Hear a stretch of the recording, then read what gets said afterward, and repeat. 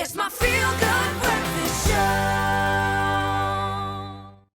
Yes, it is, sir. Now, in support of September being Heart Awareness Month or Heart Health Awareness Month, we're chatting about heart health this morning. So if you have any questions or comments to give to us, or you know somebody who might be suffering with a heart problem, perhaps you want to give us a call. That number is 083 913 3728. Now, also, we're going to be putting our own hearts through the age test. Now, did you know that depending on the lifestyle that you lead, things like what you eat and how much stress you endure, your heart can actually age faster or slower. So we're going to have our own hearts screened to see just how old they are. In fact, I think many of us claim to live healthy lifestyles, but at the end of the day, the heart never really lies. And I wonder which one of us has the youngest or the oldest heart. Ewan is looking very, very nervous there in the back. But before we get into the screenings, we invite Mariska van Aswegen from Pharma Dynamics, as well as Gabriel Ekstien and Amina Habib from the Heart and Stroke Foundation to give us a bit of insight into the importance of looking after your heart. After all, you only do have one of them, right? Absolutely. Exactly. Yeah. All right, so I think, Mariska, when it comes to health in general, we always hear this thing that it's important to know your numbers. Why is it so much more important when it comes to your heart?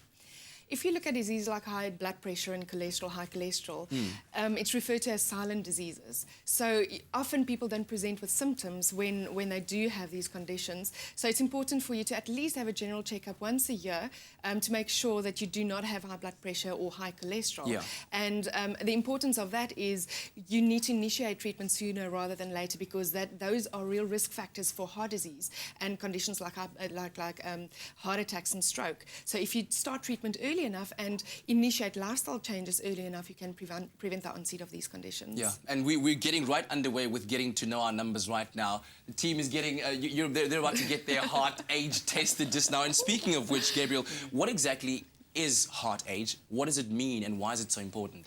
Yeah, so heart age is an online calculator you can do, and you're going to be doing yours online today, to see how does your heart compare to the average 30-something-year-old that you are, or 28-year-old, I think you are. I was like, just aged me by 2 years there, Gabriel. Hold on. I still need a couple more birthdays. Yeah, so we're saying you are 28. Yes. How does your heart compare to the average 28-year-old? And it's exactly like Mariska said, is you could look healthy, but inside you might be aging quicker than you think. That's the first thing. Yeah. And second thing, we have all these different risk factors, but it's how they accumulate. So you might be smoking, you might be inactive, you might not be eating the right things.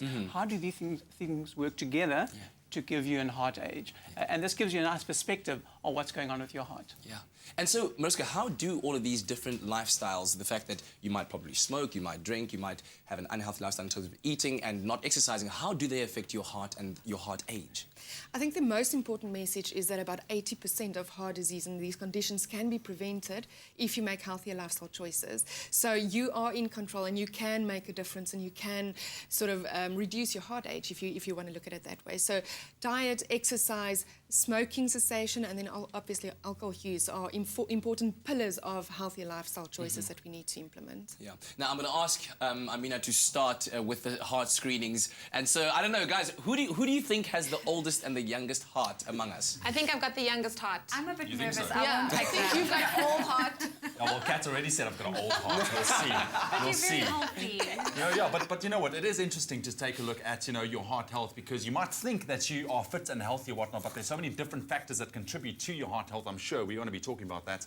But right now, Amina, just take us through what you are busy doing. I'm doing the blood pressure right now. Okay, so just the blood pressure. So what are all the measurements that you kind of take to determine, the ultimate heart age? To Gabriel. Oh, is that? Speak to Gabriel, he says. Okay, so blood pressure, weight. Leigh-anne's. Well, I got told I have normal blood pressure. I normally suffer from low blood pressure, so today I was normal. Am I healthy? So far. So far, As you can see, the nerves are running quite high right now. And Ewan, I meant you have an old school heart, not an old heart as such. But Gabriel, yeah, so take us through the process of what are the elements that determine your heart age in terms of the screening test that we're doing now. Yeah, so we're doing the basic things that make the biggest difference to your heart age. We start with the basics: height, weight, your age, obviously, because age is a big risk factor as well. Then we go to your family history. If you had parents, particularly before the age of 55, that also suffered from heart disease, that puts you at an increased risk. Then we get to what we call the know your numbers. What's your blood pressure, blood sugar, blood cholesterol levels. We pop all those into the calculator, and out comes the result. And what are some of the numbers that you should be aiming to get in terms of the important numbers that you mentioned right now, like blood pressure, cholesterol, your blood glucose levels? Yes, probably one of the most important ones is your blood pressure. 1 in 3 of us has got high blood pressure and we don't know about it. Or most of us anyway don't know about it because there's no telltale symptoms. You think a headache would give it away.